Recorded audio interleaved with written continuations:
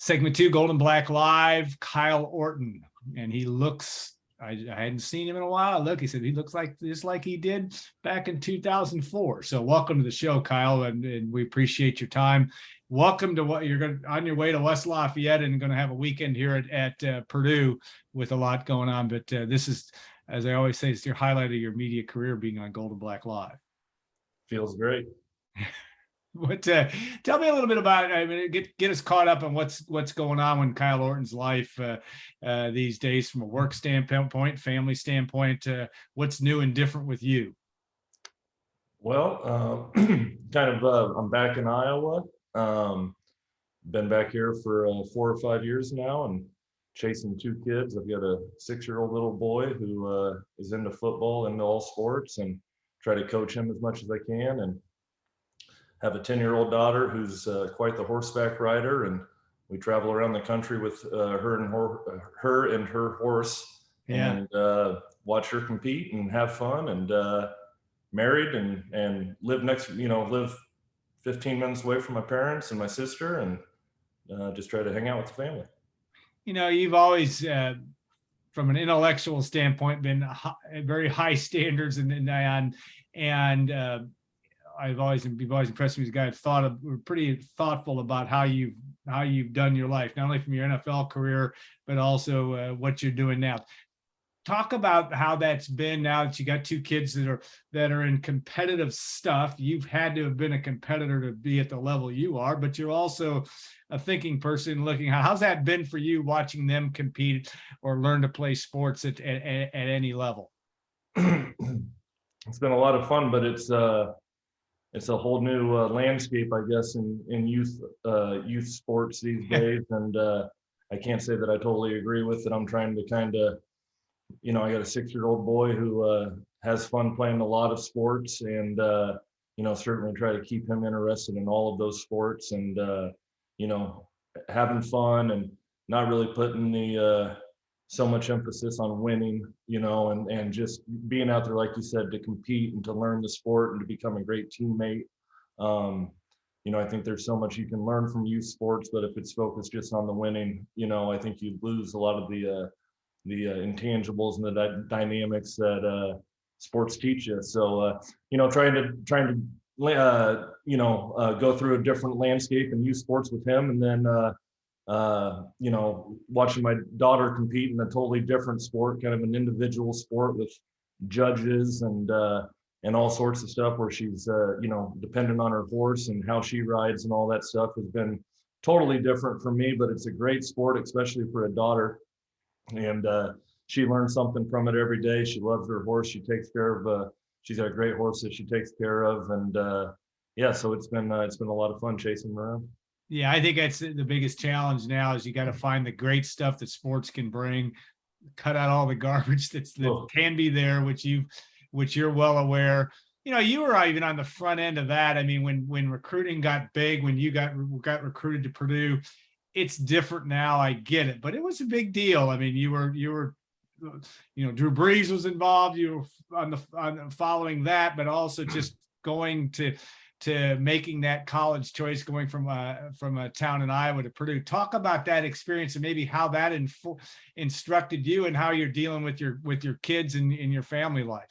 I just feel so lucky to have had the dad that I had, to have the high school football coach that I had, and then to have the college football coaches that I had, the whole staff. Really made sports fun. Starting off with my dad, I remember going into my senior year of high school, Purdue wanted me to graduate high school early because I had a chance to compete with Brandon Hance, and they wanted me there. And I think that was right when the whole spring, graduate early and go to spring. Yeah, just practice, starting to happen, because Hance did come early. Yes. And I think that was I think he was one of the first guys to do it. And I loved playing high school basketball. And I had told the coaches at Purdue, I'm going to come, I'm going to graduate early and do it. And, as I'm getting closer, my dad just, sees I'm bummed out. And he says, "Hey, what are you doing? It's the last time you get to play with your high school friends, So, to have, a dad that, focuses on that rather than, get to college, get in there and compete. And then same thing, you know, my high school football coach, Coach Orton, echoed those thoughts always. And then when I got to college, blessed to have those coaches. We had great teams. We had some not so great teams. Didn't matter what the game was. Coach Cheney, Coach Tiller, Coach Olson, the vibe never changed. It was all about, hey, you know, let's work hard, but we're going to have fun.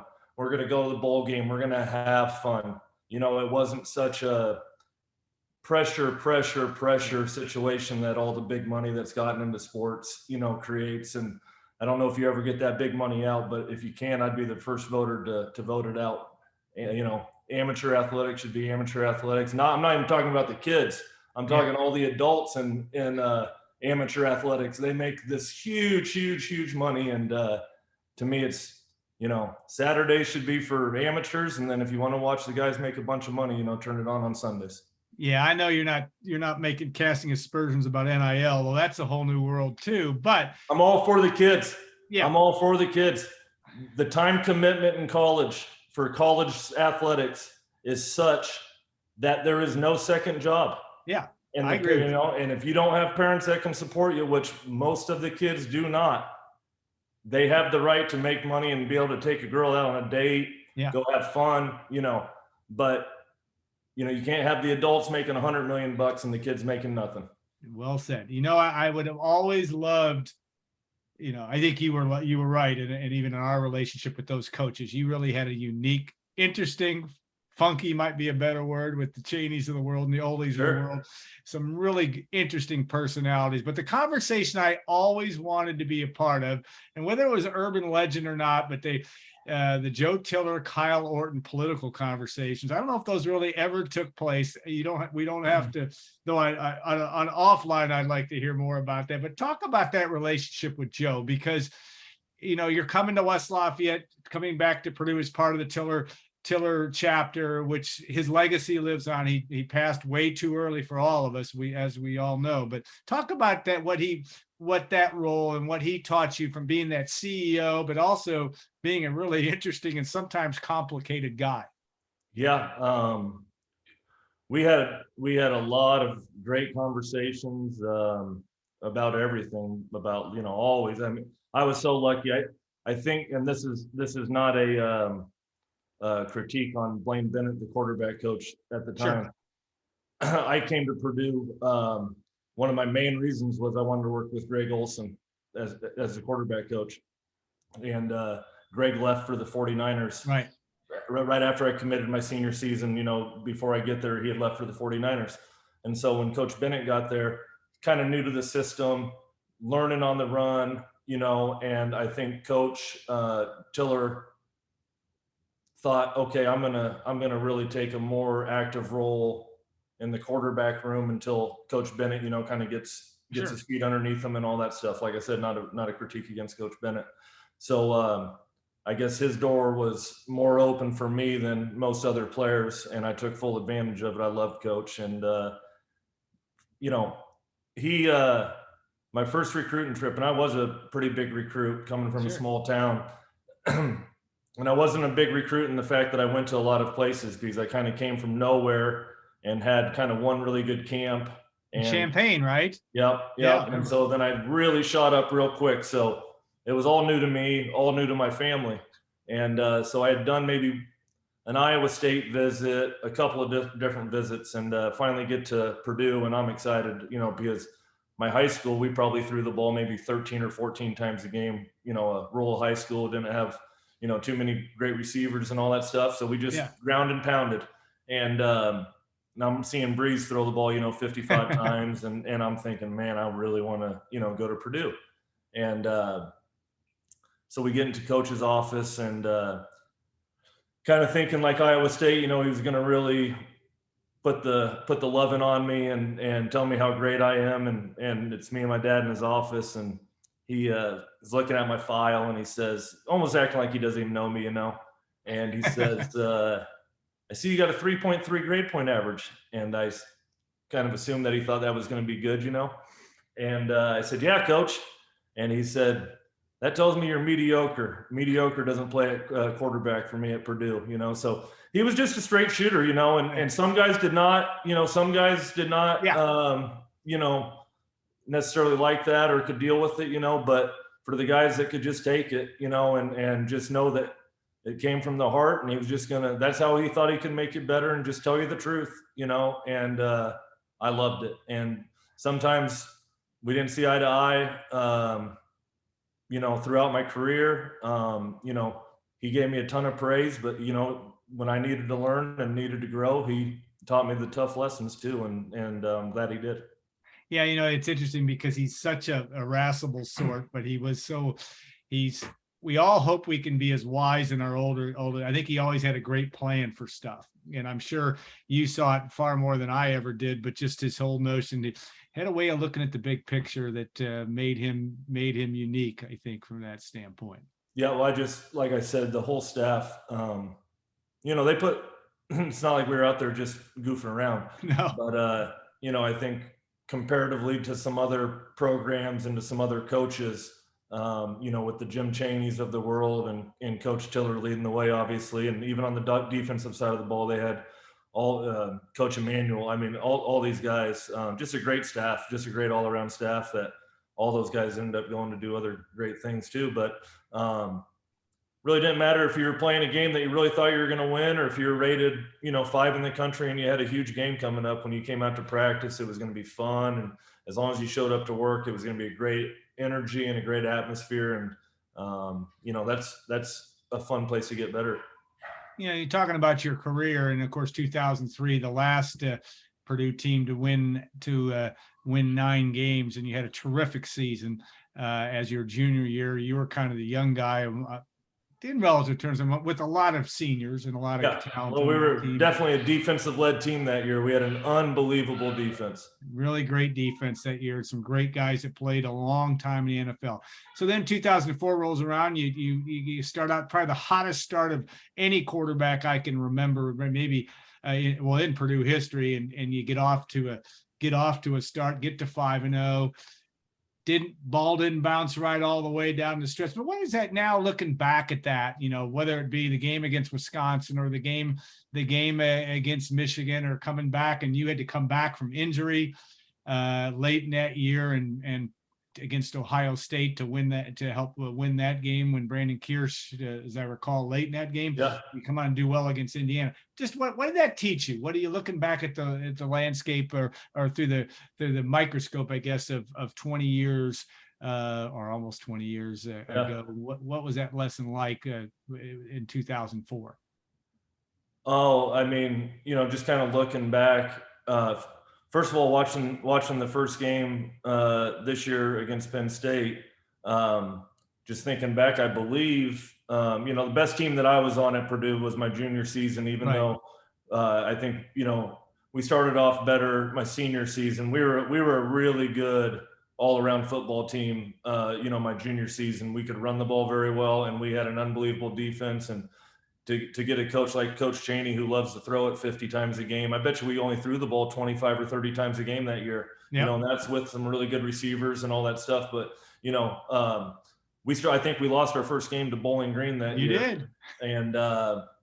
And ended up coming back and had leaders all across the board and rallied the troops. And talk about tough love. And we lose that game. We played like I think we were rated pretty high in the preseason, and we were feeling pretty good about ourselves, I think, a lot in the summertime.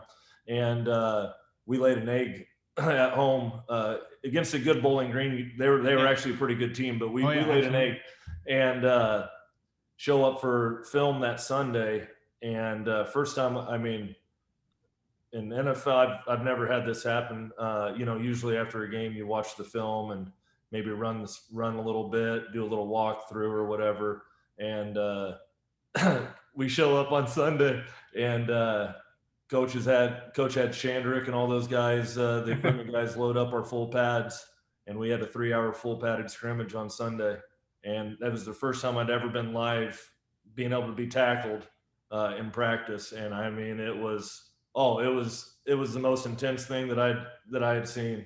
And that really, the leader stepped up. And another situation, where, coach just shot it straight at you. And there was a few guys that couldn't believe that we were going to be doing that scrimmage, and they didn't like it. And you know what? Those were the guys that kind of fell by the wayside for the rest of the years, and the leaders stepped up, and we had a great season to end the season. So I definitely thought about that watching the first game.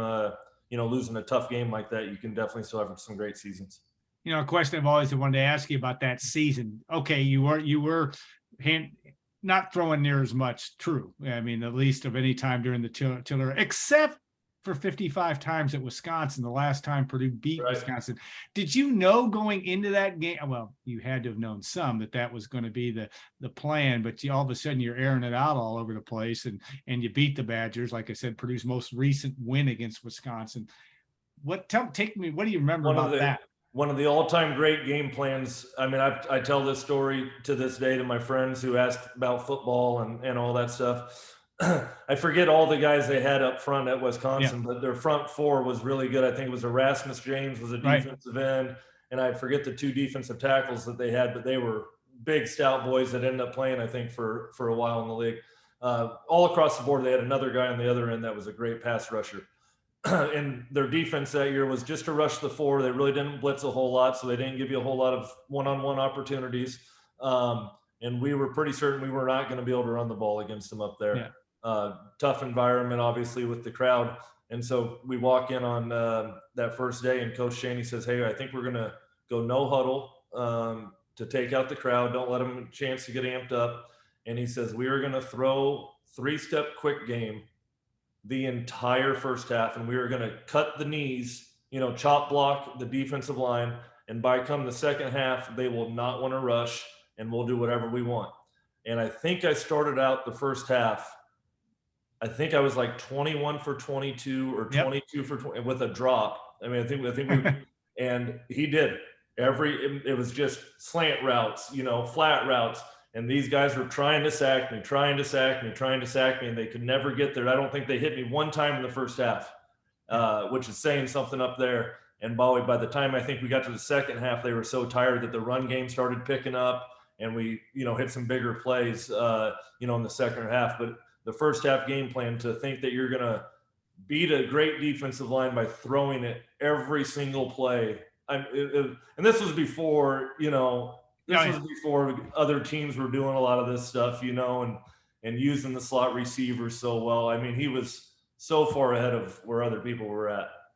And yet it also took a great pass and catch to Ray Williams down the stretch, and Ben Jones field goal to get out of there alive. But winning in Wisconsin has never been easy. No, it was that was a great one of the games I definitely look back on for sure. And you were able to do that. The game against Iowa that year, also a classic, and you played again within the numbers. Your numbers may not have been off the chain, but one of the best games that a Purdue team has played. And that got ahead with a 27-0, as I recall. Yeah. And you probably remember that like it was the back of your hand, I would think, beating Iowa in that situation. Well, we had a heartbreaker at Iowa the year before. Yeah, the year before was an all-timer. Dallas Clark running down the sideline, 97 yards. Oh my gosh! And of course, that was a game too that you'd gotten injured, and Brandon comes in and does a great job. Yeah.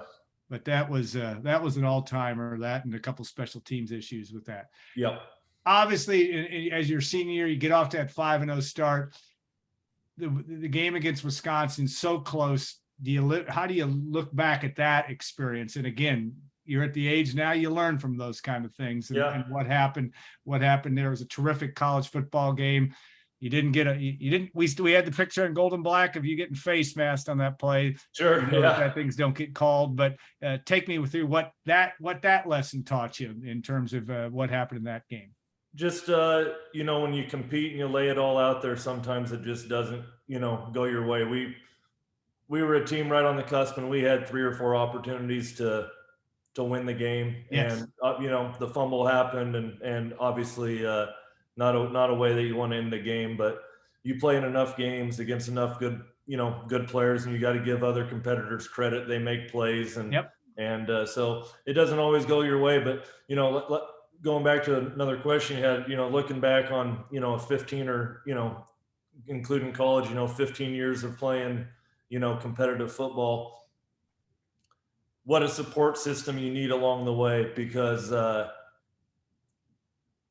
there was times you don't think you're going to win the job and you think the world's coming to an end, your career's over, and you just have to have patience and keep on working harder and just trust in the process. But if you don't have the dad, if you don't have the high school coach that you can call and lean on, if you don't have those great relationships with your position coaches and all that stuff, it's it's a very you work so hard and you want to make that next level. You want to get to that. You want to be the starter. You want to be in there making the plays, and then when you get to that level, you want to make the NFL.